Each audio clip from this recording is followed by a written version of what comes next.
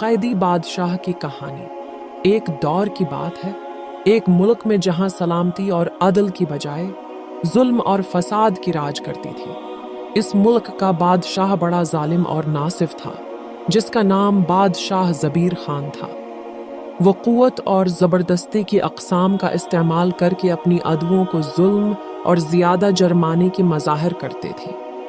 ایسے ہی ایک دن ملک کے مختلف حصوں میں سب سے معصوم اور معاون مسلمانوں کی گروہی زندگی گزار رہی تھی۔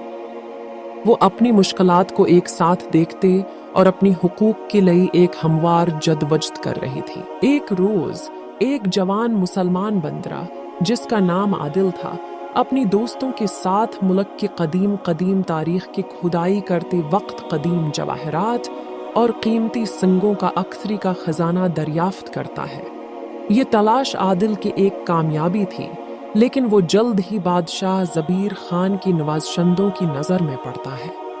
بادشاہ زبیر خان کے حکم سے عادل کو انسانوں کی خداداد قیمتی اشیاء کی تلاش کارکردگی جاری کرنے کی زمین پر مجبور کیا جاتا ہے، جہاں ان کی حقوق اور آزادیوں کی خلاف ورزی کی جاتی ہے۔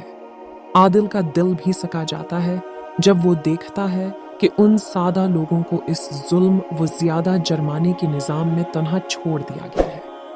وہ تصمیم کرتا ہے کہ وہ ان لوگوں کی مدد کرے گا اور ان کے حقوق کے لیے انصاف کی طلب کرے گا۔ عادل اپنی دوستوں کی مدد سے ایک جماعت بناتا ہے اور ان لوگوں کی مدد کرنے کی شروع کرتا ہے۔ وہ حقوق کی طلب کرتے ہیں اور ظالمان کی ضد میں ایک سازشی مہم شروع کرتے ہیں۔ بادشاہ زبیر خان کو عادل کی دلیری کی خبر ملتی ہے اور وہ اس کے خلاف کارروائی کرنے کا ارادہ کرتے ہیں۔ ان کے دربار میں ایک عدالت کا اجلاس بلایا جاتا ہے جہاں عادل کی مقدمہ سنی جاتی ہے۔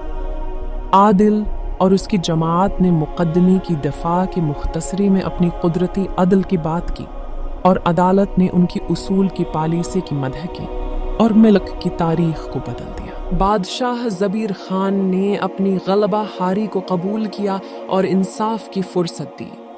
ان نے ملک میں عدل کی راج کرنے کے لیے اقدامات اٹھائے اور ظلم اور فساد کی راج کو ختم کیا۔